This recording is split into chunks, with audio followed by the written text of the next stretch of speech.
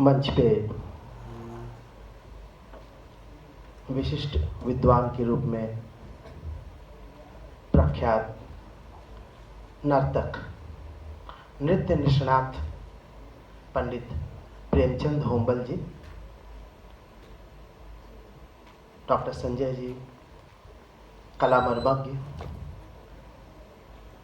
और चूंकि बात कला समीक्षा की है तो हमारे बीच में एक जीते जागते समीक्षक भी मौजूद हैं, पंडित अरविंद मिश्र जी। मैं सर्वप्रथम धन्यवाद देना चाहता हूं केंद्रीय संगीत नाटक अकादमी, जिन्होंने मुझे इतने बड़े विद्वानों के बीच में कुछ कहने के लिए, बोलने के लिए कहा। बात हो रही थी कि आप बैठ के भी बोल सकते हैं, कॉर्डलेस माइक है। हाँ, हम लोग बैठने के ही आदी हैं मंच पे। खड़े होकर के कुछ प्रस्तुत करना ये कम ही होता है, इसलिए अगर हमारे बोलने में कुछ भाषागत या विषयगत त्रुटि रह जाए तो पहले मैं क्षमा प्रार्थना करता हूँ। और संजय भारद्वाज जी और विधि नागर जी को बहुत बहुत धन्यवाद। सौरभ जी विषय की उपस्थापना इतने सुंदर ढंग से करते हैं, सौरभ चक्रवर्ती जी। और यहाँ पे मैं देख रहा हूँ कि काफ़ी संख्या में युवा संगीतकार,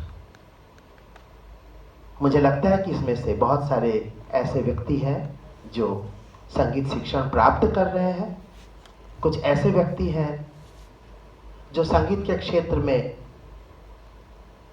अपना कदम रख चुके होंगे। मैं संगीत की ही बात इसलिए कर रहा हूँ कि मैं किसी अन्य विधा के बारे में मैं अपने आप को उपयुक्त नहीं समझता। गायन करने की कोशिश करता हूँ, गाता हूँ, शास्त्रीय और उपशास्त्रीय गायन का एक छोटा मोटा कलाकार हूँ। इस नाते कला समीक्षा से ज़्यादा मैं संगीत समीक्षा पर ही बात करूँगा। कला समीक्षा, इसके बारे में, ऐतिहासिकता के बारे में इतने सुंदर ढंग से, प्राश्निक के बारे में होम्बल सर ने बात रखी। उनका ज्ञान हम लोगों को इस शहर में रहने के कारण समय समय पर कहीं न कहीं मिल ही जाता है। कुछ न कुछ उस गगरी में से छलक के जब बाहर दो चार बूंद आ जाती है तो हम तृप्त हो जाते हैं। ऐसा ही वाकया है जब मैं संभवतः कॉलेज में पैर रखा था, एक किशोर था, मैं पंडित किशन महाराज जी के हॉल में पहुंचा और वहां पर मैंने होम्बल सर को नृत्य के विभिन्न हस्तकों, मुद्राओं के बारे में समझाते देखा। कलाकार प्रस्तुति भी करता है, कलाकार शिक्षित भी करता है। कलाकार एक चेतना जगाता है और साथ में उस चेतना को कैसे जागृत रखा जाए अपने अंदर, ये भी सिखाता है। होम्बल सर का उस दिन का जो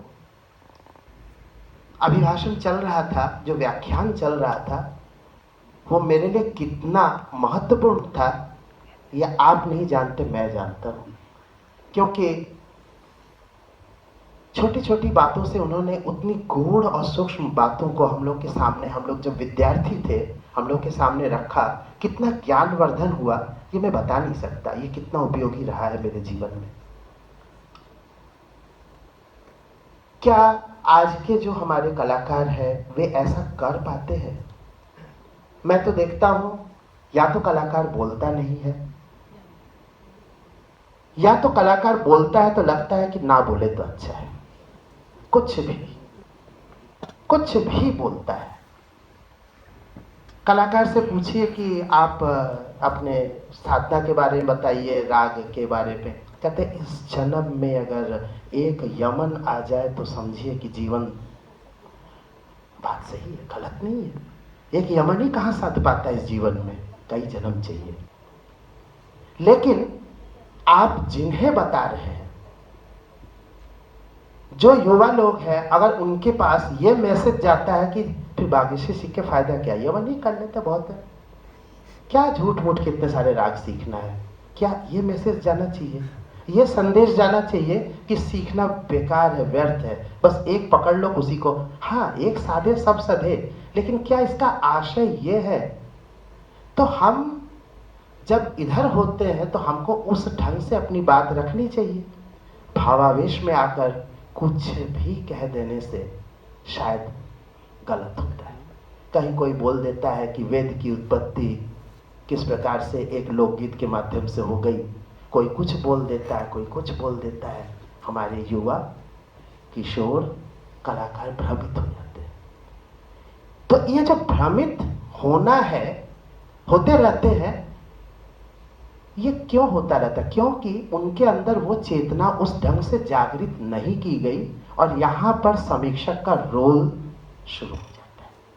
अगर ये सब बातें उसको समीक्षा के रूप में पहले ही अलग अलग एंगल से प्राप्त हो जाती, तो उसे क्या जरूरत थी इन सब बातों की खुद समीक्षा करने की?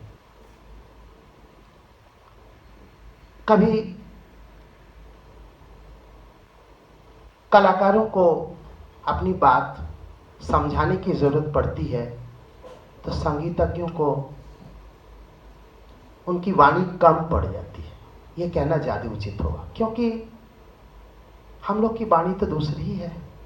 अपनी वाणी प्रेम की वाणी, अपनी वाणी प्रेम की वाणी, घर समझे न गली समझे, घर समझे न गली समझे, या इसे नंदलला समझे जी, या इसे नंदलला समझे जी, या इसे ब्रिज की लली समझे, अपनी वाणी प्रेम की वाणी। अब ये जो प्रेम की भाषा है, ये तो हमारे अंदर बैठे हुए नंदलाल समझ सकते हैं, या हमारे अंदर वो प्रेम की प्रतिरूप प्रतिमूर्ति राधा समझ सकती है। तो ये दिल की बात है, दिल से सुनी जाती है, दिल से कही जाती है, और दिल समझता है इसको। आमिर खान साहब बहुत कम बोलते थे, उनके लंबे लंबे गायन के बीच में कभी कभार मुंह खोलते थे, एक छोटी सी बात कभी रख देते, गाना वही जो रूह गाता है और रूह सुनता है, बस इसके ज्यादा कभी उन्होंने कहा नहीं। एक छोटी सी बात में अपने अंदर एक चिंतन उत्पन्न कर देते कि रूह गाता है, रूह सुनता है, लोग सोचने लगते हैं कि क्या हो रहा है। ये जो हमारे अंदर जो ये चिंतन की प्रक्रिया को जागृत करने का काम है, ये कलाकार का होना चाहिए था। लेकिन ऐसा ना हो करके हम शब्द जाल का विस्तार कर देते हैं, और शब्द जाल के जाल में फंस करके वो समझ नहीं पाता है कि मुझे क्या सुनना चाहिए, क्यों सुनना चाहिए, कैसे सुनना चाहिए। ये जो कलाकार प्रस्तुति कर रहा है, इसमें लोग तालियां बजा रहे हैं, वास्तव में तालियों के अलावा इसमें कुछ आह है भी, या सिर्फ वाह ही वाह रह गया है?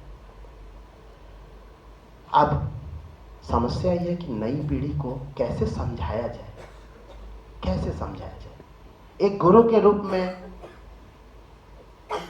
जब विद्यार्थियों को हम सभी सिखाते हैं, मैं सिखाता हूं, तो उनके अंदर जो कला की सात्वती प्रवृत्ति है उसको बताने की कोशिश करता हूं। उसके अंदर जो कैशिकी है उसको बताने की कोशिश करता हूं कि कैसे उसका एप्रिसिएशन करें। तो म्यूजिक एप्रिसिएशन ये कला समीक्षा का ही एक भाग है। लेकिन अब वर्तमान में आते हैं। अभी जो कुछ भी आपने सुना, हमारे अरविंद मिश्र जी ने बताया, वो सारी समस्याएं हम लोगों को कुछ कुछ मालूम है, हम देखते हैं, उनकी मजबूरियां हमें दिखती है, ऐसा नहीं है कि नहीं दिखती है।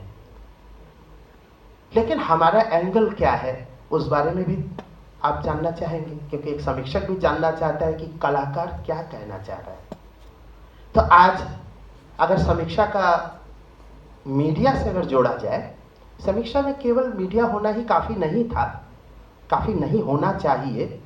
होना तो चाहिए कि जैसा कि आपने बताया कि पहले की परिपाटी थी कि प्राश्निक और विचार विमर्श होता है। हाँ, यही परंपरा भातखंडे जी ने भी शुरू की थी।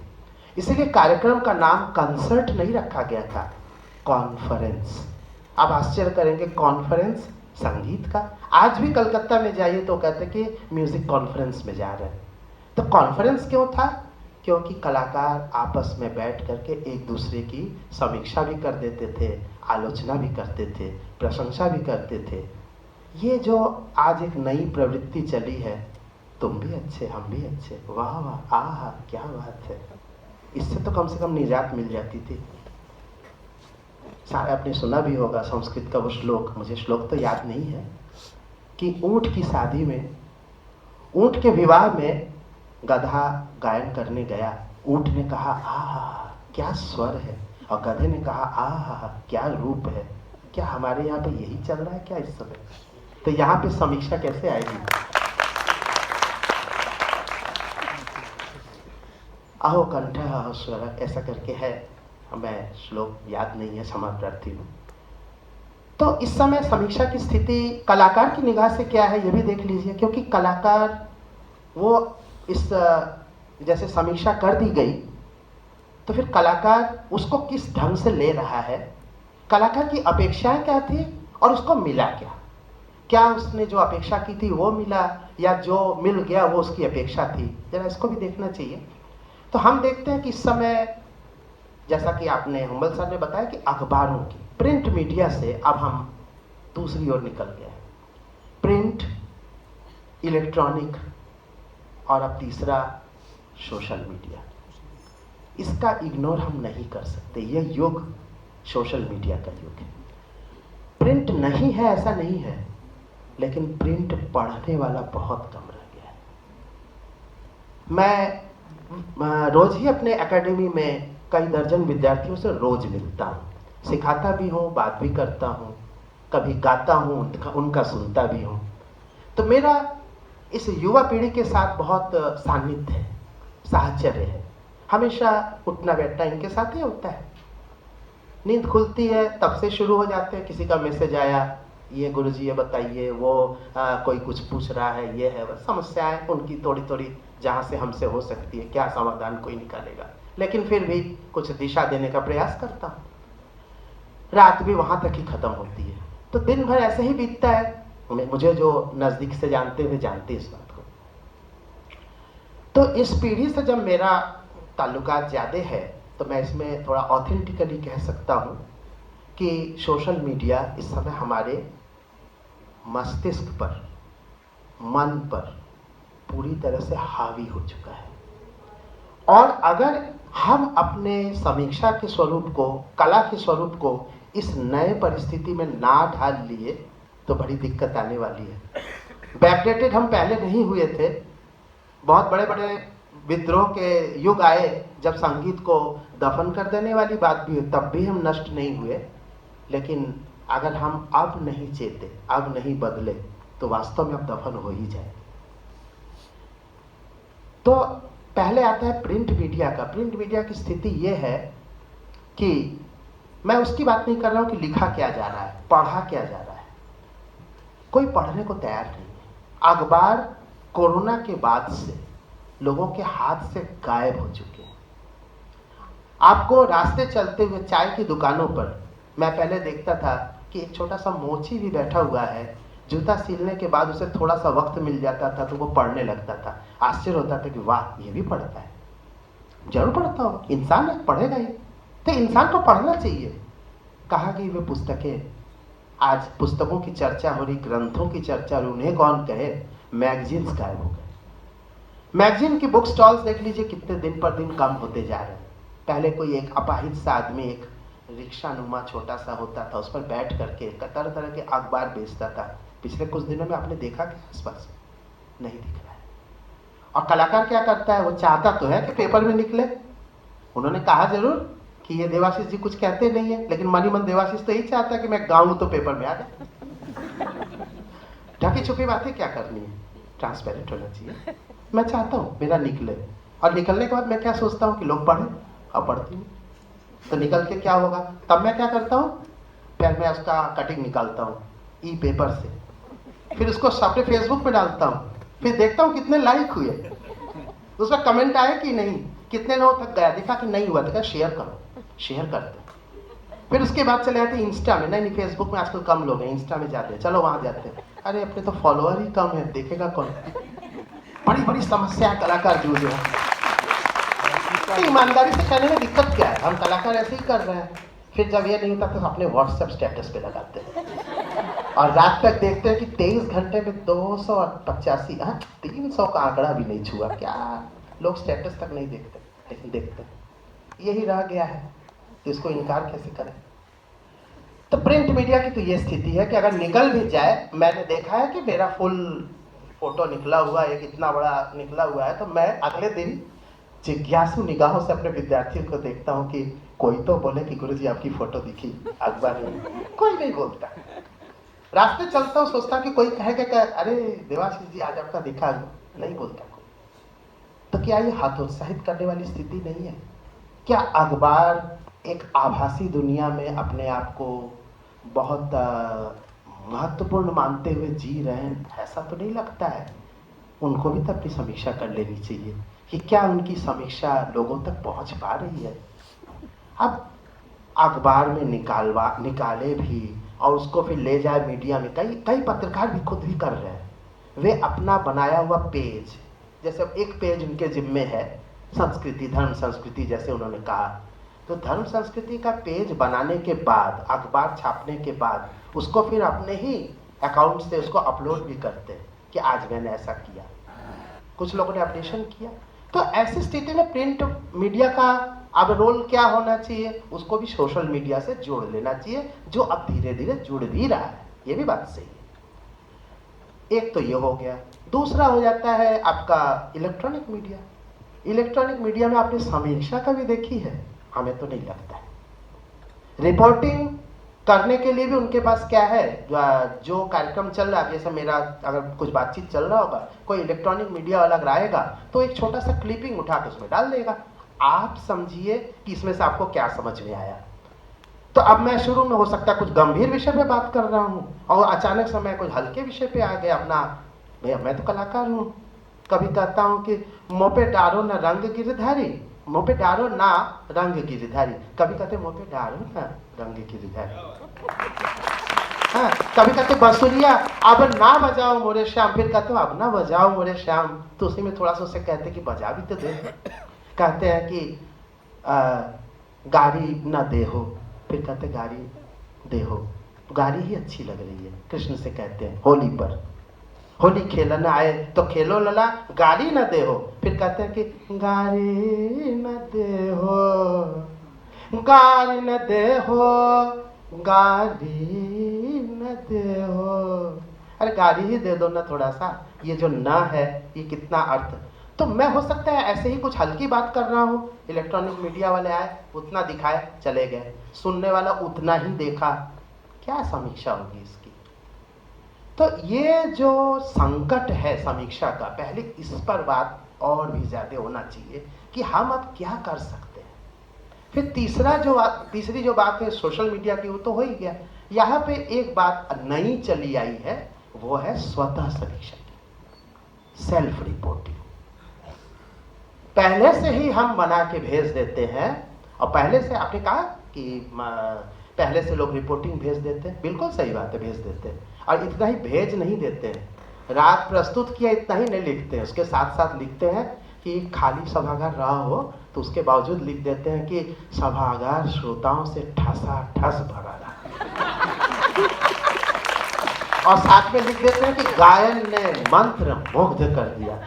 और उसके साथ साथ बड़ी बड़ी बात, एक बार कभी ऐसा निकला कि देवाशीष ने श्रोताओं को बांध दिया। ये कितनी बड़ी रस्सी लाए थे भाई। तो भाषा का भी संकट है और कंटेंट का भी संकट, और साथ ही साथ समीक्षा पहुंच पा रही है कि नहीं जिनके लिए समीक्षा है। मुझे लगता है कि समीक्षा हमारे समाज के ज्ञानवर्धन के लिए, और ये ज्ञानवर्धन के लिए अगर समीक्षा है और ज्ञानवर्धित नहीं हो पा रहा है, हम वहां तक पहुंच नहीं पा रहे हैं, तो हमें सोचना पड़ेगा क्योंकि अगर सभागार में उपस्थित लोगों के लिए ही गाना गाया जा रहा है तब तो कोई बात नहीं, चलिए यहाँ पे जितने लोग आए उन्होंने सुन लिया, काम खत्म। लेकिन हम चाहते हैं कि हमारी बात दूर तक जाए, और दूर तक जाने के लिए हमें सहारा लेना पड़ेगा मीडिया का। मीडिया एक बहुत बड़ा माध्यम है, तो इस माध्यम को हम कैसे नए सिरे से ढालें, इस पर कुछ बात करने की ज़रूरत है, सोचने की ज़रूरत है। तो फ्राइडे रिव्यू की बात की इन्होंने, अभी सर ने बात की, हमें बहुत ही अच्छा लगा, अंदर से एक तरह से गुदगुदी से पैदा हो। सही में जब पहली बार मैंने देखा था अपना फ्राइडे रिव्यू में, मेरा दिल्ली में मैंने गाया था, संभवतः 94 या 3 ऐसे ही कोई बात होगी। उस समय आप लोगों ने, कुछ लोगों ने नाम सुना होगा, शायद नहीं भी सुना हो, प्रकाश वढेरा जी थे। प्रकाश वढेरा जी हिंदू में संगीत के बारे में, गायन के बारे में बहुत अच्छा लिखते थे, और उन्होंने जो हेडिंग दिया था आज मेरे पास हो, मैं सोचता हूँ कि सोने से मढ़वा के रख लूँ, पता नहीं फिर इस तरह का मिलेगा कि नहीं, आशीर्वाद मैं मानता हूँ। Destined for greatness, A maestro in the making, ये हेडिंग था। Destined for greatness, A maestro in the making. और ये उन्होंने स्वयं कहीं बैठ के नहीं छापा था, वे वहाँ मौजूद थे, और सिर्फ मौजूद ही नहीं थे। मैं हॉल में गाना गाने के बाद पीछे निकल गया ग्रीन रूम में, वे ग्रीन रूम में चले आए, आके उन्होंने कहा मैं प्रकाश वढेरा, तो मैं पहचानता नहीं था, मैंने नमस्कार किया, तो उन्होंने कहा कि मैं हिंदू में लिखता हूँ। फिर उन्होंने कुछ बातें मुझसे पूछी, ये बताइए वो बताइए। तो मैं उस समय एक युवा, किशोर से युवा हुआ, 30 साल 28 साल 29 साल, वो जो उन्होंने लिखा, तो फिर मुझे लगा कि इन्होंने इतनी बड़ी बात लिख दी। आगे ये भी नहीं था कि वो समीक्षा केवल मात्र प्रशंसा की गई थी, बाद में उन्होंने आलोचना भी की थी। एक बड़ा सा पैराग्राफ पीछे की ओर था जिसमें उन्होंने लिखा था कि बाकी प्रस्तुतियां तो अच्छी थी, बाद में उन्होंने जो मैं राग पीलू की माज प्रस्तुत किया था, तो राग पीलू की माज के बारे में उन्होंने कुछ अपनी बातें राग के बारे में लिखे, फिर उन्होंने गायकी के बारे में भी लिखी कि ये कुछ नाम लिखे उन्होंने, इन माइस्ट्रोस की नकल करने की कोशिश कर रहा है। इनको नकल करते समय ध्यान रखना चाहिए कि अपनी ओरिजिनलिटी। तो अभी जो उन्होंने कहा ना कि समीक्षा से कलाकार पर प्रभाव नहीं पड़ता, ऐसा नहीं है, बहुत प्रभाव पड़ता है। मेरे पर प्रभाव पड़ा, मैंने उसके केवल हेडिंग को केवल देख लिया होता, कैप्शन को, तब तो मैं ग्रेट हो चुका। मैं ग्रेट बनते बनते मालूम चला कहीं नहीं रहूंगा, क्योंकि प्रशंसा आदमी को विमुख कर देती है अच्छा कार्य करने से। मैं उस पीछे की पंक्तियों को ज्यादा दिल से लगा के रखा। इसको मैं सोने से मढ़वा के रखूंगा तो उसको दिल में रखूंगा कि उन्होंने ये बात क्यों कही। मैंने उसको बहुत विचार किया, मैंने कहा कि हाँ बात सही है, अंधाधुंध नकल नहीं करना चाहिए किसी कलाकार का, आत्मसात करना चाहिए। आत्मसात दूसरा चीज है, और एक उसकी कॉपी निकालना, कॉपी कैट बन जाना उसका, ये एक दूसरी चीज है। तो कॉपी कैट नहीं बनना है, उसको आत्मसात करना है। अगर हमें किसी की गायकी अच्छी लगती है तो अपनाना भी चाहिए। मेरे गुरुओं ने ये नहीं सिखाया कि आप जो मुझसे सीखे उतना ही गाइए, वो स्वयं भी ऐसा नहीं करते थे। इतने रूढ़िवादी होते हुए भी, आपने नाम लिया भातखंडे जी का, मैं उसी परंपरा का हूँ। पंडित भातखंडे जी के ही वरिष्ठ शिष्य थे पंडित श्री कृष्ण नारायण रातनजनकर जी, और उनके ही शिष्य मेरे गुरु पंडित मुकुंद विष्णु कानविक जी। तो जो कुछ भी मैंने उनसे देखा, उनको देख करके जो मैंने सीखा, वो था कि रूढ़िवादिता, जो रूढ़ी है, उसको उस ढंग से उनको नहीं देखना चाहिए। हम अक्सर उनको, पुराने लोगों को हम लोग रूढ़िवादी समझते हैं। उन लोगों ने नए प्रयोग बहुत किए, लेकिन नए प्रयोग को है, जैसा कि अभी आपने सुना, नए प्रयोग को है भी नहीं कर सकता, पुराने को केवल पुराने को ही अच्छा कहूं। तो ये चीज देख करके मुझे अपनी गायकी का निर्माण करने में मदद मिली, और उसमें समीक्षक का रोल यहाँ पे आ गया। जब उन्होंने कहा कि आप कॉपी कैट मत बनिए, ओरिजिनल, अपनी ओरिजिनलिटी के साथ आत्मसात करें, मैंने उसको गांठ बांधी। क्या उसका फल हुआ या नहीं हुआ, मैं कुछ कर पाया कि नहीं, ये फिर समीक्षक बाद में जानेंगे। लेकिन अब मुझे वैसी समीक्षा तो नहीं मिलती है। मैं सोचता था कलकत्ता में गाऊंगा तो रिपोर्ट आएगी, सभी को यह प्रत्याशा होती है, हर कलाकार सोचता है। और वहाँ पे देश पत्रिका, मुझे थोड़ा कहना अच्छा लग रहा है कि देश पत्रिका एक ऐसी सांस्कृतिक पत्रिका 150 साल से होगी सौरभ जी, जाने जाते 150 तो होगी लगता है, 150 साल से निकल रही है या 125 साल से निकल रही होगी। इतने सुंदर ढंग से उन्होंने अपने पीछे के पेज को छोड़ दिया है समीक्षा के लिए। और देश पत्रिका खरीदने के बाद पहला काम हम जैसे कलाकार का होता था कि पीछे पलटते थे और उस अंतिम पेज को पहले पढ़ते थे, बाद में दूसरी चीज देखते थे।